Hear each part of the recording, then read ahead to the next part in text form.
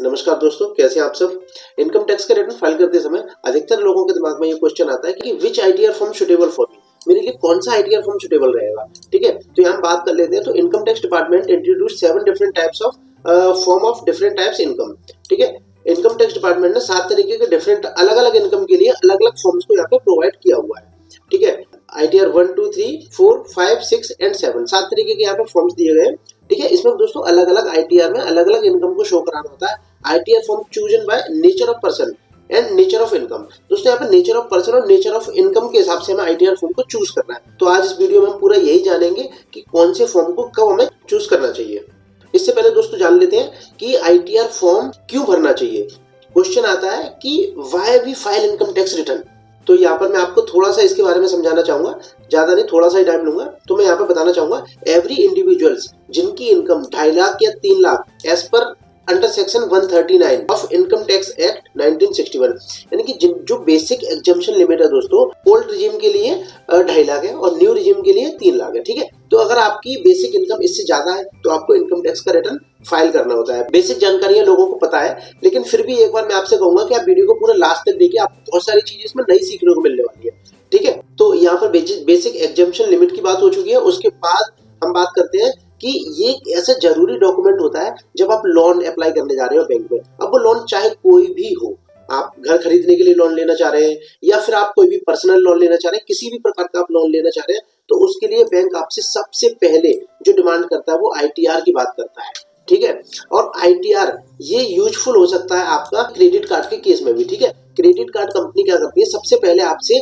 Salary का certificate मांगती है जिसे इनकम टैक्स रिटर्न कहते हैं। ठीक है, उसके बाद ही कंपनी जो आपको कार्ड इशू करती है। ठीक है, और आगे बात करें तो अगर आपका टीडीएस कटा हुआ है, आपका सैलरी पे टीडीएस कटा हुआ है, ठीक है, या आपकी कोई अदर सोर्स इनकम है जैसे कि कमीशन, ब्रोकरेज, इंटरेस्ट, इंटरेस्ट पे भी आपने देखा होगा, इंटरेस्ट की जो एफडीआर की इंटरेस्ट होती है उस पे भी लोगों का टीडीएस जो है कट जाता है। ठीक है, कमीशन पे कई लोगों को टीडीएस करता है। ठीक है, और ब्रोकरेज पे भी लोगों का टीडीएस करता है। रेंट की अगर हम बात करें तो रेंट आपके पास अगर रेंट की इनकम आ रही है तो वहां पे भी टीडीएस कट के आता है दोस्तों कई सारे केस में। ठीक है, वहां पे भी एक एग्जम्पशन लिमिट है, उसके बाद जितना भी रेंट आपको मिलेगा तो वो टीडीएस कट के ही लोग जो है वो अपने रेंट का पेमेंट करते हैं। ठीक है, टावर रेंट रिसीव्ड, अगर आपको कोई टावर रेंट, आपके छत पर कोई टावर लगा हुआ, मकान पे, जमीन पे, कहीं पे भी कोई टावर लगा हुआ, तो टावर कंपनी सारा आपको जो टीडीएस काट के ही पैसा देती है। ठीक है, और भी अनेक तरीके से जो इनकम आती है आपको, तो उस पर टीडीएस कट सकता है। ठीक है, और अगर आपका टीडीएस कटा हुआ है तब आपके पास सिर्फ एक ही तरीका है उसको क्लेम करने का, और वो है आईटीआर, इनकम टैक्स रिटर्न। ठीक है, उसको आप फाइल करेंगे तो आपको उसको एडजस्ट कर पाएंगे या उसको रिफंड ले पाएंगे। ठीक है, वो डिपेंड करता है आपकी इनकम के ऊपर। और अगर आप लॉस को कैरी फॉरवर्ड करना चाहते हैं, अगर आपने कोई कैपिटल लॉस हुआ है आपका, जैसे शेयर मार्केट में लॉस हो जाता है लोगों का आजकल काफी, तो उसको अगर आप कैरी फॉरवर्ड करना चाहते हैं, बिजनेस में जो लॉस हो जाते हैं आप, ठीक है, कंपनियों में जो लॉस हो जाते हैं, उनको अगर कैरी फॉरवर्ड करना होता है तो उसके लिए आईटीआर फॉर्म को भरना बहुत ज्यादा कंपलसरी हो जाता है। और दोस्तों आपको मैं यही गाइड करूंगा कि आप लगातार इनकम टैक्स का रिटर्न फाइल कीजिए बिना स्किप किए, एक भी साल का मिस मत कीजिए दोस्तों। क्योंकि क्या होता है ना दोस्तों, लगातार आपने आईटीआर फॉर्म फाइल किए हैं, उससे एक पर्सन की भी वैल्यू बनती है। ठीक है, रिस्पॉन्सिबल पर्सन जिसे कहते हैं ना, वो बनता है। ठीक है, अब बात कर लेते हैं who need to file ITR, ये क्यों फाइल करना चाहिए। तो मैं यहाँ पे बात करूं दोस्तों कि हर प्रत्येक व्यक्ति, इंडिविजुअल्स, प्रत्येक व्यक्ति, सीनियर सिटीजन भी इसमें इंक्लूड है। ठीक है, एचयूएफ के बारे में भी बात करूं तो जो भी है सबको यहाँ पे कोई भी इनकम, अगर आपको कोई इनकम रिसीव हो रही किसी भी मोड से, जैसे कि salary, income from house property like rent वगैरह, ठीक है, पेंशन आती है लोगों को, ठीक है, पेंशन आती है, इंटरेस्ट मिलती है, एफडी से इंटरेस्ट मिलती है, और भी कई जगह से इंटरेस्ट जो आपको मिलती है। अगर आपने किसी बिजनेस में पार्टनरशिप कर रखी है या किसी बिजनेस में किसी को लोन दे रखा है तो वहां से आपको इंटरेस्ट आती है। ठीक है, एग्रीकल्चर इनकम लोगों को आती है, एग्रीकल्चर इनकम। ठीक है, और कैपिटल गेन इनकम आती है, डिविडेंड आता है, कई तरीके की ऐसी इनकम्स होती है जिसको आप शो करा सकते हो, तो वो शो करा सकते हो सिर्फ आप आईटीआर में। ठीक है, और आईटीआर मैंने यहाँ पे बता दी, एक व्यक्ति को फाइल करना चाहिए, इसमें सीनियर सिटीजन, इंडिविजुअल्स और एचयूएफ भी शामिल हो सकते हैं। ठीक है, और यहाँ पे कंपनी और फर्म, यहाँ पे जितनी भी कंपनीज हैं वो उनको, और ये फर्म्स जो भी होती है पार्टनरशिप, उन सबको यहाँ पे आईटीआर फॉर्म को भरना होता है। ठीक है, ट्रस्ट की बात करें तो ट्रस्ट को भरना होता है, स्कूल, कॉलेज, यूनिवर्सिटी, ठीक है, यहाँ पे भी इनको भरना होता है, और पॉलिटिकल पार्टीज वगैरह होती है और भी उनको भी भरना होता है। ठीक है, तो आईटीआर फॉर्म बेसिकली हर प्रत्येक व्यक्ति को भरना चाहिए। ठीक है, अब हम बात कर लेते हैं कि कौन सा आईटीआर हमारे लिए सुटेबल रह सकता है। ठीक है, तो यहाँ पे हम डीपली समझेंगे वन बाय वन। ठीक है, तो दोस्तों चैनल पर पहली बार आ रहे हैं तो चैनल को सब्सक्राइब और बेल आइकन को दबाना ना भूलें, और वीडियो इंपोर्टेंट लगे तो आप शेयर कर सकते हैं। दोस्तों बात करते हैं ITR 1 के बारे में। कौन पर्सन ITR 1 फाइल कर सकते हैं? देखिए यहाँ पे अगर 4 तरीके की इनकम का आपका कॉम्बिनेशन है तो आपको ITR 1 फाइल करना है। ठीक है, अब वो 4 इनकम कौन कौन सी हो सकती है? सैलरी और पेंशन, सैलरी और पेंशन, वन हाउस प्रॉपर्टी। अगर आपकी एक प्रॉपर्टी है तो आप ITR 1 को फॉर्म को चूज कर सकते हैं। ठीक है, अगर एक से ज्यादा प्रॉपर्टी है तो ITR 1 फॉर्म आपके लिए सुटेबल नहीं है। ठीक है, income from other sources like interest, family pension, dividend etcetera. ठीक है, और इसके बाद बात कर लेते हैं एग्रीकल्चर इनकम की। तो एग्रीकल्चर इनकम अप टू 5,000 रुपए तक की आपकी एग्रीकल्चर इनकम है। ठीक है, तो यहाँ पे अगर ये 4 इनकम है या 4 में से कोई भी एक इनकम है तो आप ITR 1 को फॉर्म को चूज कर सकते हैं। लेकिन यहाँ पर ITR 1 वो लोग नहीं भर सकते जिनकी इनकम मोर देन 50 lakhs है। ITR 1 को सिर्फ वही लोग चूज कर सकते हैं जिनकी इनकम बिलो 50 lakh है, बिलो 50 लाख है। अब दोस्तों हम आगे बढ़ते हैं ITR 2 की तरफ। ठीक, अब बात करते हैं डिटेल्स में। Income is earned from salary, salary pension, यानी कि जो ITR 1 में था लगभग उसका ही थोड़ा सा अपग्रेड वर्जन है ये।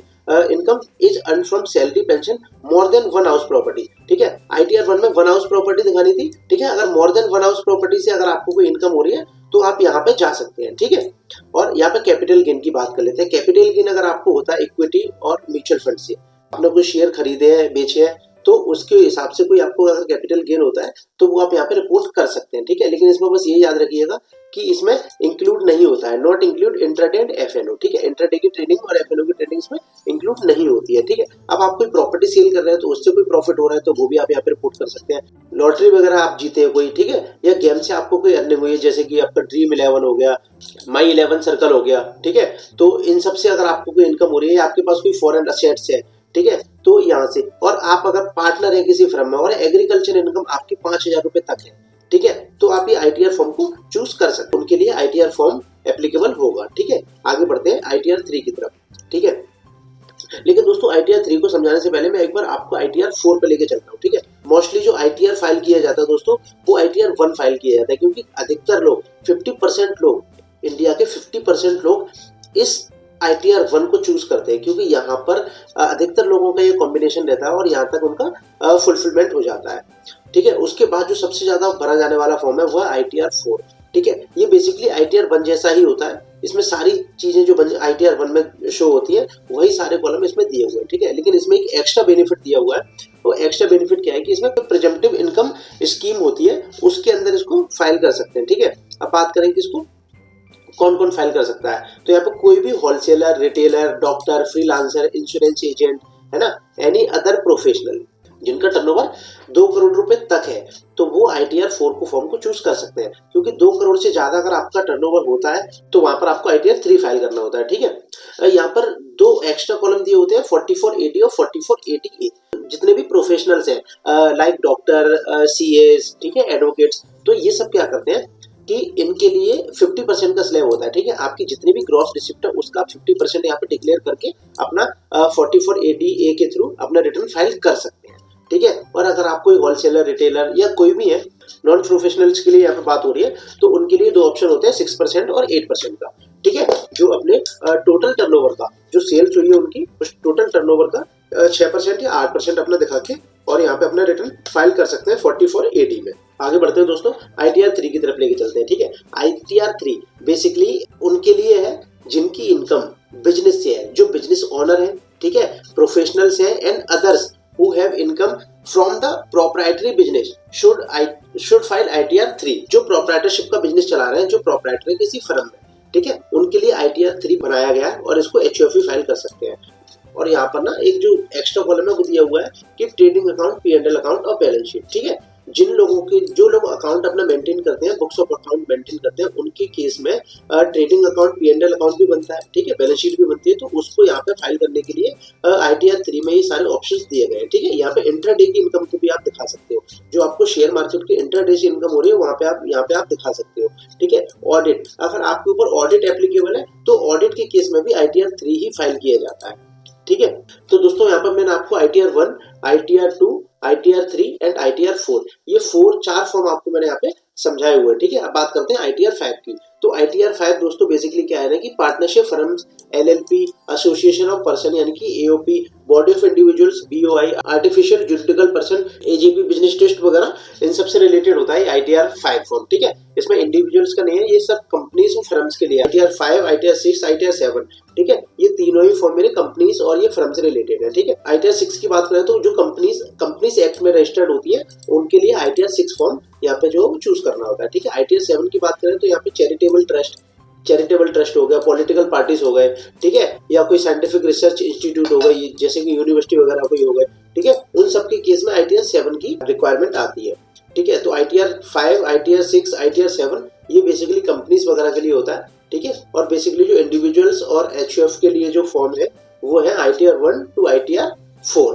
दोस्तों इस समय पे दो टैक्स रिजीम चल रहे हैं, न्यू एंड ओल्ड। ठीक है, और उनके हिसाब से आप कैलकुलेशन कैसे कर सकते हैं तो वो पूरी कैलकुलेशन मैंने इस वीडियो में विद एग्जांपल दिखाया हुआ है एक्सेल शीट के साथ, तो आप यहाँ पर भी ये वीडियो को देख सकते हैं। ठीक है, और कुछ अगर कोई क्वेरी है तो दोस्तों आप मुझसे कमेंट बॉक्स में पूछ सकते हैं। दोस्तों वीडियो अच्छी लगी है तो वीडियो को शेयर करें और चैनल को सब्सक्राइब करके बेल आइकन को दबाना ना भूलें। ठीक है, मिलते हैं अगली वीडियो में लेटेस्ट कंटेंट के साथ। Thank you.